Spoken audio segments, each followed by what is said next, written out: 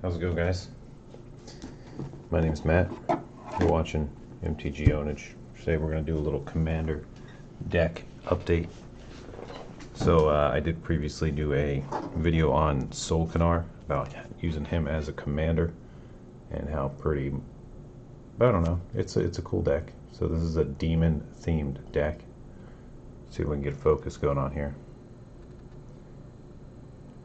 However, since last time I have changed this quite a bit just to make it a little more consistent, a little more powerful. Sort of, well, the problem I was having with the last build is it could kind of go either way. If I got a slow start, I was dead in the water. So I tried to make this a little faster, basically. Alright, so we're just going to go through the cards because it's been a while. There's been a gazillion little revisions, but you'll see the difference if you compare it from first video to last video of who got cut, who didn't get cut. Alright, basic land pile here, Swamp. I brought in Cage Mario first to suffer. The casting cost on this bad boy is very nice. So, board wipe, you know. And the demons that have really nice effects, board affecting changes, are often the ones that keep a spot. I think Cage is pretty good. Devesh Sat, I left this in, well, I don't know if I had this in the last one. The Commander Legends might have not even been out yet, but he's kind of earned a spot. It's a really nice card draw or chump. You just want to get him out early. He's super good, and he's basically a demon planeswalker, so it kind of fits the theme. So yeah, this being a theme deck, it's not going to be like the most powerful deck in the world, but that's kind of the intention. I don't want it to be too over the top. I want to be able to like draw some games out, get some political shenanigans going on. It's one of those kind of decks, but it is kind of leaning on the powerful side. It definitely closes out games sometimes, or stops people in their tracks. Aether Rise is a nice spell when you know, this is the sort of deck where you have one or two creatures out, someone else is bound to be swarming, and if you don't want to play your board wipes and stuff too early, you can sit on this as an instant. It's a very nice political card. Swamp, Shadow Spear. This is a crazy good card in this deck. Belongs in most commander decks. Really nice equipment. You know, the trample lifelink and making stuff lose indestructible. Overseer of the Damned is nice because he kills something and he gets you a bunch of stuff. Yeah, he's definitely earned a spot. He's a nice cast. Lotus Field, you'll see why that's in here. I'm going to set it over here. But it's a decent ramp spell sometimes. Of course, we got Fierce Guardianship. Got to keep that commander protected or the big demons protected. Or, you know, it's Fierce Guardianship. You got to have it. So I'm going to have like a counter pile, I guess. Lands will be way over here. Counter pile. Alright, Island. Star of Extinction is really nice. You can get rid of a problem land while wiping the board pretty well. So it's definitely a card that I don't like taking out because it's so game changing. I guess I'll have kind of the board wipey things here. Gotta have a Reliquary Tower because this deck will often draw like just a ton of cards. Of course, you gotta have Dark Ritual. I guess I'll put that kind of right there. Another nice board wipe. This deck has quite a few of them because, you know, big slow creatures. That's just the type of deck it is. You gotta have board wipes in those type of decks. Counter Squall. Nice little stop your spell and lose some life. Now, one of the reasons I put this in, I think Negate's in here too, but it's basically a negate, but it actually triggers Solkanar with the black spell, so that's kind of nice. Just a neat little counter spell I wanted to put in. The Landscape's really nice. Get that off early. Disallow. Now this is, of course, a nice counter, but it also can counter activated abilities, so you can counter the having a sack trigger on the Lotus with Disallow. So that's kind of a nice little thing. If you can get it early, it's nice. Talisman of Indulgence. I guess I'll put the Mana Rocks here, or the rampy stuff. I don't know, Myriad Landscape's sort of rampy, but it's kind of slow coming into play tap, so I'm not going to consider it ramp. Path of Ancestry, because we're demons and we can name demons and it taps for any color. It does come into play tap, so that sucks, but otherwise it's good. There are a few non-demons in here, like Solemn Simulacrum, because the ramp, Wayfarer's Bauble ramp, Burnished Heart ramp, And now we got Sword of Vengeance. Now I often switch this around with other hasty or different swords, but this one is quite nice because of the first strike and the vigilance and the trample and the haste. It basically makes any of your flyers, or you put it on one of your flyers or Solkanar, and they're really hard to deal with, and you get to save a blocker. So it can really be pretty effective equipment. And little fetid pulls there. Rakdos the Showstopper. So this guy definitely earned his spot. He's cool. He's a nice one to get out there as quick as possible, like as soon as you get to 6, kind of, because it kind of puts people in their place, you know. It's randomized, so you're not targeting anybody and making enemies, but also you're kind of clearing out the board at least a little bit while you get this big trampler. So I really like the Showstopper. He's inconsistent. You can't count on him for removal, but as kind of a neutral play that affects the board randomly, he's a nice political play that doesn't draw too much aggro and get you a big flyer. So a really cool card and commander. All right, here we got a Kaldheim demon, Vargaroth. Well, he's a very cheap demon, so that's nice. This needs the lower CMC stuff sometimes, and being able to boast a Vampiric Tutor can be game changing. You always just grab what you need. All right, Pestilence Demon. This guy is a little underrated. If he hits the board, it's almost always an easy win from there, because this is all big creatures. I can pay 1 or 2 all day and just wipe all the weenies, and there's only big flyers left. So if he gets to sit around, it often becomes a board state that's very favorable towards my deck. And not to mention he can just kill people, and also not to mention if you give him lifelink, he gets you a nutty amount of life with each of these activations. So he's just a really cool card in this deck. The old Pestilence Demon. Of course, we got a Watery Grave. Cardor Doom Scourge. This guy is pretty interesting, the way he kind of, it's not a true goat, it's like a pseudo goat or something. I don't know. I'm debating on this guy. I don't know if I'm going to keep him in, to be honest. He's pretty cool in theory, but it seems like he often kind of sits as a dead card. I wish he had flying or something. Obviously he's got no wings, he's just a ground pounder demon, but I'm just not 100% sold on Cardor yet, although he's cool. He's still in there for now. Of course, you gotta have a Castle Lockthwaite. Alright, the Dread Keiko Demon found his way back in. It's a one-sided board wipe. It wipes all your opponents. Sure, it taps you down, but you still get this 8/8, and you can swing first anyway. So yeah, he's 10 mana too, so this is just kind of one of those nutty things to put in here for fun, but getting to play him is so gratifying. Hopefully he doesn't get countered or something, but geez, it's just, he's such a cool card you don't see played much, so I really wanted to fit him in here, and he definitely wins games. The old Cyclonic Rift, you gotta have it. I'll put it in the board wipe pile. Vandal Blast. So I kind of figured I could put like a bunch of little variety ways to handle artifacts, or just one big boom. So I went with the one big boom method with Vandal Blast there. Cavern of Souls, because you don't want your big demons countered. This is kind of required if you want to build this sort of deck, I think, or any deck with a lot of big casting creatures that are the same type. You got to get a Cavern of Souls in there so they can't counter the type you name. Required. Nicole Bolas Planeswalker. The utility on this sucker is insane. Doesn't really fit the demon theme because it's more of a dragon. See if I can get a focus so people can read if they want. But yeah, being able to destroy things with the plus up or gain control of things with the negative, it's pretty wild. It's game ending. Got the old Swan song. Slow people down, stop them. Bloodstained Mire. Swamp. Polluted Delta. So you can see I've put some effort into getting some good lands in here. You'll see more and more. Island. Kindred Dominance is really nice. You can always name demons and wipe everybody but you.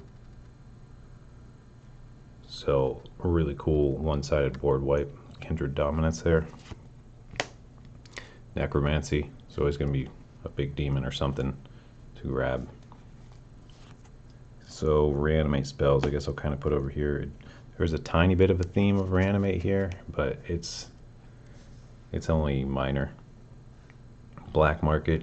If you can get this thing going, you can do. There's always plenty of things to spend mana on in this deck, so you can always dump this mana into a win if it gets out of control. I don't know where to put this. I guess I'll put it with the ramp. Alright, of course we got Lightning Greaves. You gotta have Lightning Greaves. Bajuka Bog. Clear out that graveyard person's yard with a land drop. I really like this new Skyclave Relic. It's just like a better Darksteel Pendant. Excuse me. So it's nice if you already get a rampy start, you can go ahead and kick this, and it's really nice. But if not, if you're having trouble, you can just play for 3. Nykthos Shrine to Nyx. This made the spot because, well, I often have a ton of Black Devotion, so it can be pretty relevant. Dragon Skull Summit. Alright, Torment of Hailfire. This is something you can dump all that mana into once you're done ramping. As you can see, there's definitely a nice chunk of rampy stuff in here. So getting a 10 or 12 or more Torment off is often game winning or game ending. So it's just in here as one of those final spells. I guess I'll put it with, I don't really have a bomb stack. I'll put it here. Just the bomb stack. Alright. Temple of the False Gods, because we need lots of mana. Ancient Tomb, same reason. Archfiend of Despair. This is probably the best demon if I had to like pick one that was actually legal, because well, he's giant CMC 8, but if you hit someone for 10 or 15 with your demons, which isn't uncommon, you can drop him near the end of your turn and boom, it happens again. So and this happens at every end step, so even if your opponents are fighting each other, this guy's nutty. There's a reason he's worth so much. Archfiend of Despair, such a good demon. The old Whip of Erebos. I don't know if I had this in the build before, but it's been in and out. I think it's staying in. The lifelink is just clutch with these big demons. The one swing can make a huge difference, and getting something back, or my favorite thing to do, let Solkanar die when they kill him, reanimate him with Whip, and then he goes into the command zone, so you get like more value out of him. So another card is just makes you hard to handle, hard to keep down. I guess I'll put that with the Necromancy over here. Yeah, Fabled Passage, why not? Liliana's Contract. This card's kind of cool. It was in and out of the deck, but ultimately I like it in the deck. I think I have won games with it, or a game I think at least, but it's often not bad. You know, you get 4 cards, so what if you lose 4 life?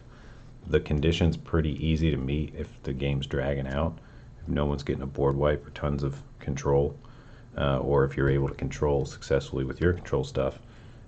It's definitely a valid win condition, and yeah, pretty solid card in here. I think I'm going to put this with, I don't know what, do I have a specifically card advantage pile? Well, kind of these Planeswalkers are basically in that boat. Crumbling Necropolis, nice nice land, you just gotta kind of have. Unfortunately it comes to play tap, but whatever. Spawn of Mayhem, really good, really good. He's a bomb. There's the Engit. So we do have quite a bit of, yeah, I went ahead and put the Engit in. Sometimes I don't like it because of the 3 CMC, but that Indestructible is clutch. Yeah, I guess it depends on your play group, but there's a lot of board wipes that go on and a lot of destruction usually when we're playing 4-player games. So having something indestructible that you can rely on is often really nice, and that's what makes Skyclave Relic so good too. Because someone's going to play Vandal Blast or something, or need one more target, and you know, if your rock's sitting there, they'll take it. Mirror Maid is really a bomb. You can copy people's gods, you can copy people's soul rings. There's so many good options with this. It's crazy good. I think this card, I don't know what it's worth at the moment, but if it's still low, might be worth investing in for those crazy folk that do that sort of thing. I'm just going to put that with the card advantage, I guess. Soul Ring. Gotta have Soul Ring. Decree of Pain. This is just really good.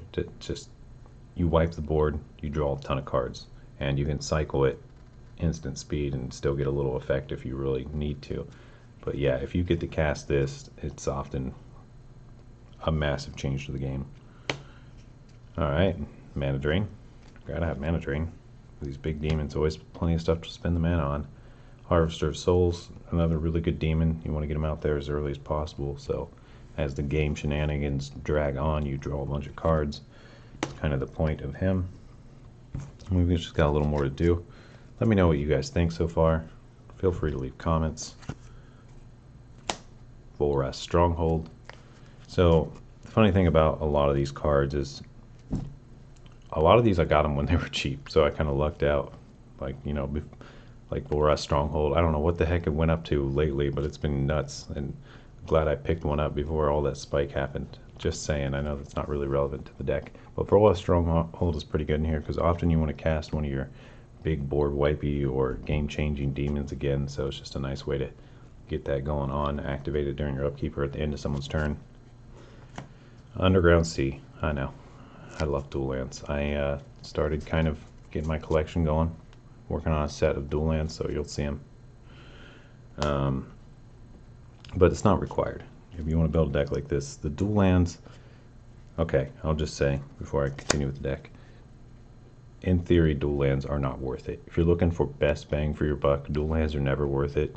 There's often like the check lands that are effectively just as good. So just saying, I'm just doing it because I like dual lands. I've always wanted them, and I have them, so I might as well play with them a little bit, you know? Kobolas, another really strong planeswalker to keep your advantage going. Arcane Signet, you gotta have it. Sunken Hollows. Scroll Rack. There's not like a whole lot of actually top deck shenanigans in this deck. It's just sometimes early game you get stuck with a bunch of big CMC stuff in your hand, and it's really nice to be able to change those into something else. So Scroll Rack, pretty effective for that reason. And you know, it's Scroll Rack. It's always good, but I feel like it's exceptionally good in this deck. Well, you're often just, you'll sit with a ton of big CMC stuff, or sometimes you'll draw all your ramp and you want to put some of that down. It's just, it helps stabilize out the deck, basically. I'm going to put that with the card advantage pile there. Another mountain. Bonder's Enclave. I feel like if you're playing any commander deck that has a commander with 4 or more power, you kind of got to have one of these, because you can just activate it anytime you have your commander out. So really, really nice land. That's out of Ikoria. Soul Shatter. Just a really good removal. Out of one of the newer sets is Zendikar Rising, but it affects the whole board state for all your opponents, so it can really be pretty clutch sometimes. Really nice removal spell. I don't really have a direct removal. I guess I'll put it here with the Vandal Blast. Jeskai Will, because, well, if you have red in your deck and you're playing commander, this goes in. There's no questions, there's no but, there's no what, there's nothing. This goes in.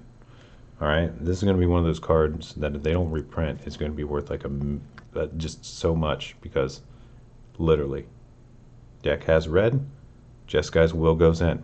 That's it. There's not, it's one of those cards. I know I'm like going on about this, but I just want to give you guys some value of if you want to like make easy money, you could literally buy all these out, wait a year, and double it up, assuming they don't reprint. Of course, it's a risk. So, but I personally think that this card is going to go through the roof because it belongs in every single deck.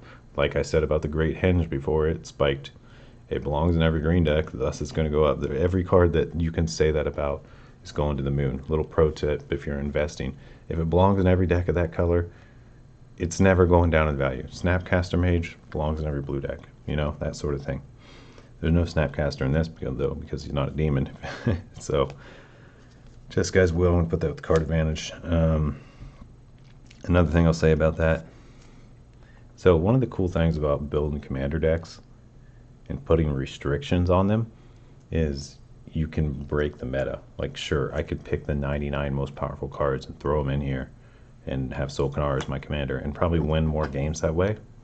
But if I say, all right, look, only demon creatures, the only ones that get a pass are Burnished Heart and Solemn Simulacrum because they're ramp. But Otherwise, only demons. That kind of, it puts a nice restriction on where you can say, okay, well, I don't play Snapcaster ever in this deck because it's not a demon, and you just don't have to worry about it. So it's just it brings a little dynamic to the table, a little more fun, I think, when you don't know what to expect. In a way, that's my opinion anyway. Everflowing Chalice, of course, is really nice. One of the best mana rocks in my opinion. Just its versatility. You get a focus on this. Yeah, you just pay it for whatever you want to pump into it.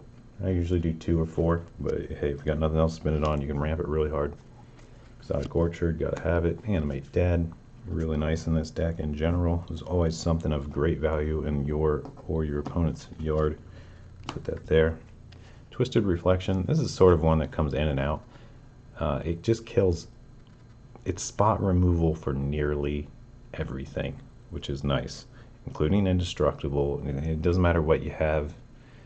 If your power is less than 6, this wipes it from the board. Gets rid of indestructible and all that. So I really like this card. There might be better cards, like maybe what's that one? There's a black one that you can pay life into, but this one hits a little harder. Dismember is -5, right? Well, this is up to -6, but you do have to pay more into it. So I don't know, it's been out in and out of the deck, but ultimately every time I have this in my hand, it comes into great use every game. So it kind of earned its spot as a really decent spot removal. Kolaghan's Command, because of course you got to have it. So I think this is just another underrated card. You read it and you think meh, but if you're playing these colors, it is a really strong removal spell that gets rid of just everything, pretty much. Kolaghan's Command. Okay, yeah, a no-brainer. You destroy an artifact, you get something back, you do 2 damage, force someone to discard, whatever you want to do with it. It's always going to be super useful, and it's instant. Oh, it's instant. So good. I guess I'm going to put that with the removal. Alright, this card is clutch in this deck. Urza's Incubator. You just name demons. All your big demons that cost a million to play that you have trouble playing every turn, including recasting Solkanar, is just 2 cheaper, and it's really strong in this deck. It really helps you catch up or get ahead. I guess I'll put that with the ramp. And we got more demons that have made the cut. Ob Nixilis Unshackled has proven to be pretty powerful to stop in the search, and just he gets huge, and he's flying trample. Any demon with Flample is, gets almost an automatic yes, please. Flample's really good. Phyrexian Arena. You gotta have Phyrexian Arena if you got it. It's a nice thing to get out early and just keep getting the card draw going on. I don't know, Jessica's Will. I don't know if I should put it with the card advantage or with the ramp, because it's both. And cards like that are always good. Card advantage and ramp. Alright, we got a Damnation. One of the best black removal spells, mass removal. It comes in clutch for sure. Thought Vessel. Just in case. Alright, we're going to have to do some shifting here. We're getting off cam. We got a Dimir Signet. We got a Deadly Rollick, another one of the best spot removal spells ever. Of course, it's from the commander, one of those free spells. And it's exile. It's just straight up exile for free. It's crazy. Alright. Canyon Slough. There's a Badlands. There's a Flusterstorm. So I'm aware that these might not always focus, so I'll try to at least say the name if nothing else. Yeah, Flusterstorm, gotta have it. Really great counter. Black Cleave Cliffs. And Villas. Oh god, I love Villas. Villas is, if he hits the board and you have a little bit of black mana or just lose some life, it's almost always game over because of the advantage you pull. This guy's nuts, in case you're not aware already. Nutty card. One of the best to reanimate, or if you're just trying to ramp to a big creature, he's one you want. Mantower Swamp, Tail's End, another often clutch spell that can stop so many things, triggered activations, or your Lotus Field sack, so you can get ramp off of it, nothing else. So really nice. Prismatic Vista, one of the pathways, and a Felwar. That's the deck. So as you can see, I believe there's 36 or 37. This is really, look at the ramp.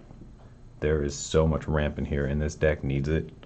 Obviously with all these big spells, because you don't want to be waiting until turn 7 or turn 8 to play your first thing. You know, in a commander game, that's an auto loss. You got to get like some good ramp on early, execute some control, and be dropping demons by like turn 4, turn 5. That's how this deck operates, and that's how it wins. So it's pretty standard Grixis control with a lot of ramp. You know, think about it, in a lot of control and reanimate. But I feel like it's tuned pretty well in this current state. It seems to be a pretty scary force on the field. I'm often noticing my opponents going, ugh, or, you know, I probably got the highest win percentage of my decks recently. Well, other than Rasheen. Rasheen's a little crazy sometimes. And, well, you know, every deck can go off, but I feel like this is one of my more consistent ones, and I have been working on it forever. So hope you enjoyed this update to the old Solkanar, the Swamp King. Let me know what you think. What commander are you guys playing these days? Or what's your weird commander that nobody plays that you play? Or your deck that you just kind of have your own thing around? Because that's always really interesting. So, you know, I used to have... You'll see there's not many keyword things. Like, there's Urza's Incubator. It's one of the few, and there's Cavern Souls, and a couple small things like that where you can name a creature type. But for the most part, most of the tribe stuff is out of here, because like the Anthem stuff was no good. The demons are just too big and, you know, far and few between. So Anthems were not the best, I found, but getting a little bit of help with the casting cost on type is nice. All right, I'm gonna call it on that one. Don't forget to like and subscribe and all that stuff. Appreciate you guys. See you next time.